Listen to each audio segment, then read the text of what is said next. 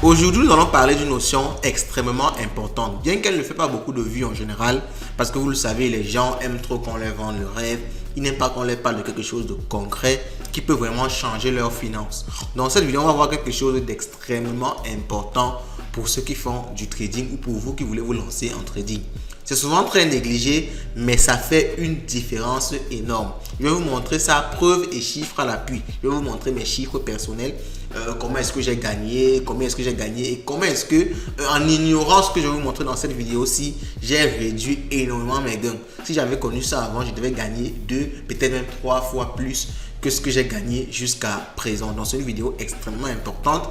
Bien qu'elle ne fait pas trop de vues, j'ai tenu à la faire. Donc je compte sur vous pour liker au maximum, tout simplement pour que YouTube partage au maximum cette vidéo, pour qu'elle fasse quand même un minimum de vues. Donc likez la vidéo, laissez un commentaire. Le commentaire aujourd'hui c'est frais de trading.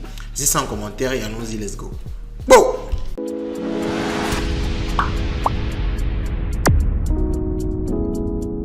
Depuis un moment, j'effectue des trades et je fais un constat bizarre. Chaque fois que j'effectue un trade, à la fin du trade, je regarde ce que j'ai gagné, du moins ce que je suis censé gagner.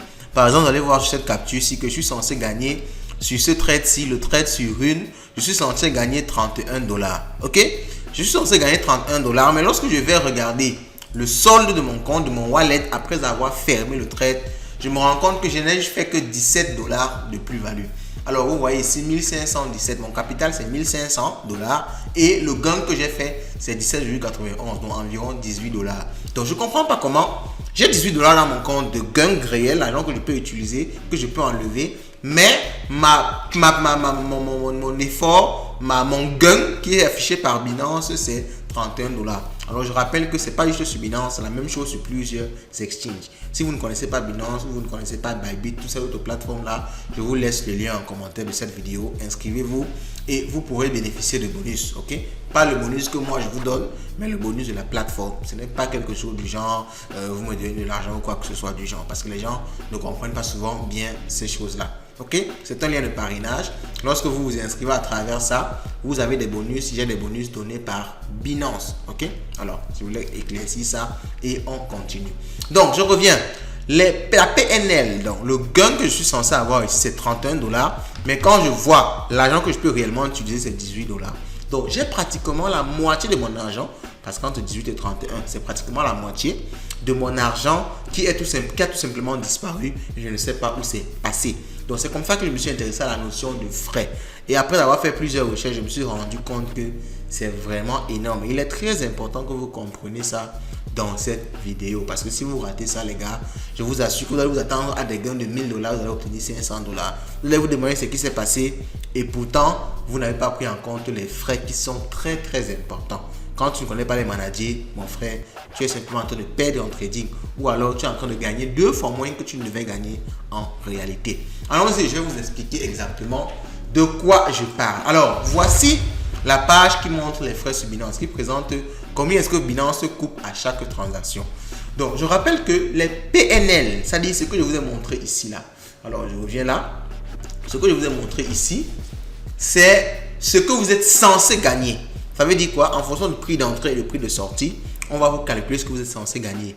Ce que vous êtes censé gagner là, c'est inclus, non, ça n'inclut pas autant pour moi, ça n'inclut pas, ça exclut tous les frais, que ce soit les funding fees ou les frais de la plateforme. Je vais vous expliquer ce que c'est que les funding fees dans quelques minutes. Alors, on va commencer par les frais de la plateforme. Les frais de la plateforme, c'est les frais que Binance coupe parce qu'il vous permet de trader. Ne pensez pas qu'il va vous permettre de trader comme ça, vous gagnez l'argent, il ne gagne rien. Ce n'est pas normal, c'est même impossible.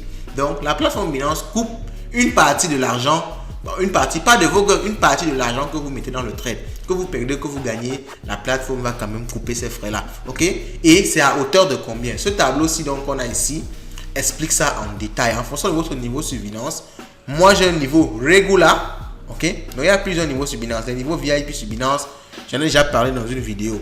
Alors, il y a les niveaux VIP P2P. Il y a les niveaux VIP normal, ou du moins normaux. On parle d'un niveau, oui. Des niveaux VIP normaux. En fonction des différents niveaux, vous allez toucher différentes, les frais seront différents.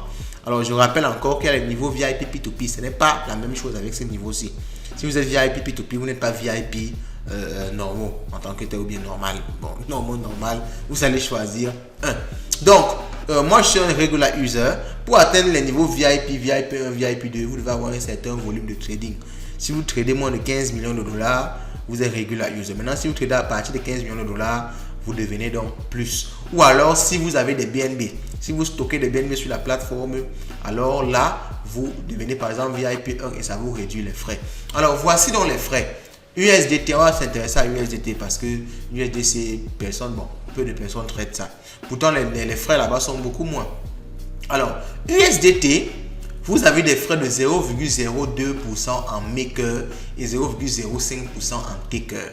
Alors, il est précisé ici que maker, trader, taker c'est quelqu'un qui place un ordre de marché. Lorsque vous placez un ordre sur le marché, si c'est un ordre de marché, si vous êtes trader, vous connaissez ce que ça veut dire. Si vous n'êtes pas trader, regardez dans la chaîne les différents types d'ordres qui existent. On a fait une vidéo sur ça, je ne vais pas revenir sur ça en détail.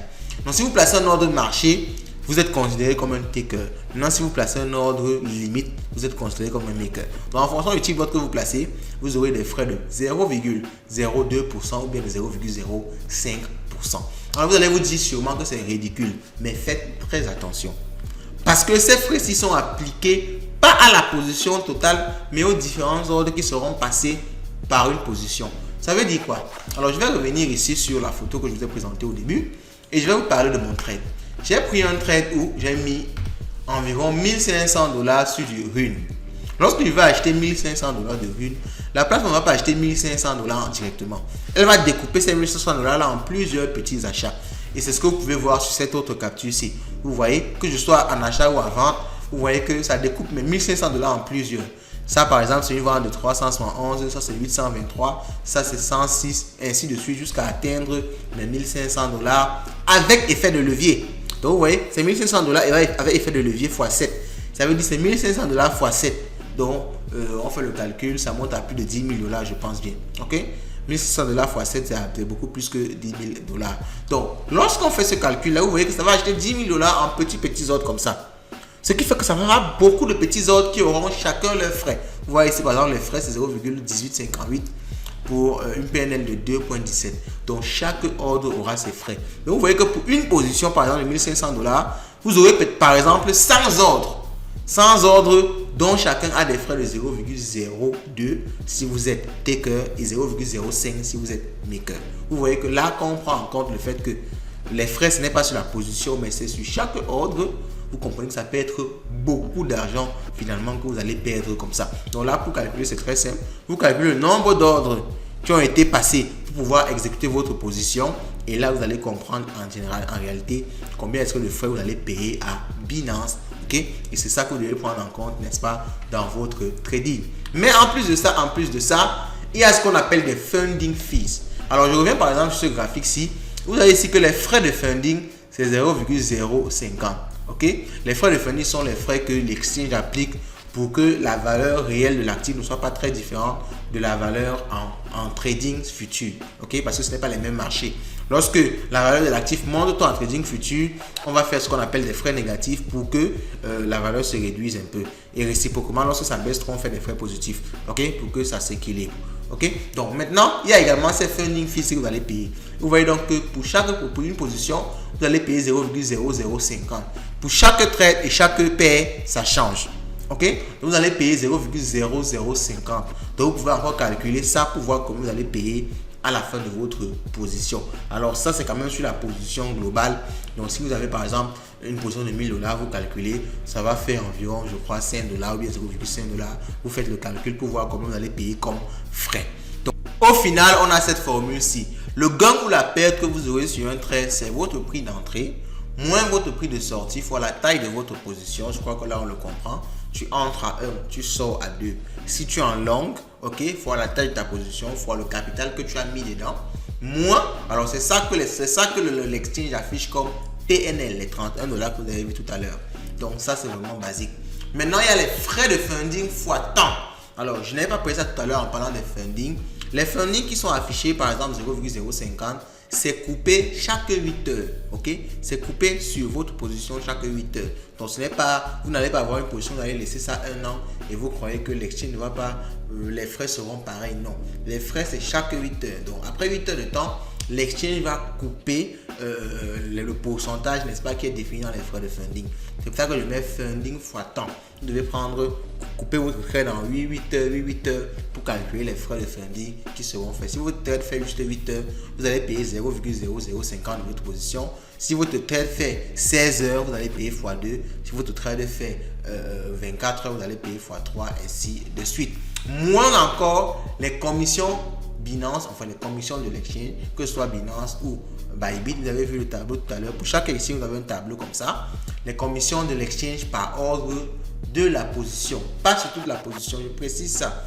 Ne calculez pas les commissions sur toute la position parce que la position que vous aurez sera divisée en plusieurs petits ordres. Donc ça va dépendre également de votre effet de levier.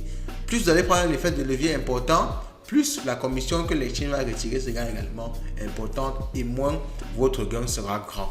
Donc lorsque vous allez appliquer cette formule-ci, vous pourrez savoir exactement combien vous allez recevoir de façon concrète dans votre wallet. Et ça va vous permettre bien sûr de viser plus haut, c'est-à-dire soit vous allez chercher à devenir VIP sur les exchanges pour payer moins de frais, soit vous allez commencer à mettre seulement des ordres limites et plus des ordres marchés, ou alors soit vous n'allez pas arrêter votre position tant que vous n'êtes pas sûr que votre gain est beaucoup supérieur à vos frais. Parce que sinon vous allez vous retrouver comme moi, j'ai des positions que j'arrête à 0 $, mais je constate que je suis en négatif, je constate que mon wallet a baissé. Je clôture une position à 20 $, mais je constate que je n'ai que 10 $ utilisables parce que je ne comprenais pas les frais. Et je vous ai fait cette vidéo aussi pour que vous ne tombiez pas dans ce même piège là. Ok, donc dites-moi ce que vous pensez sans commentaire. Si ça vous a plu, laissez un pouce bleu, laissez un like et on se dit à la prochaine.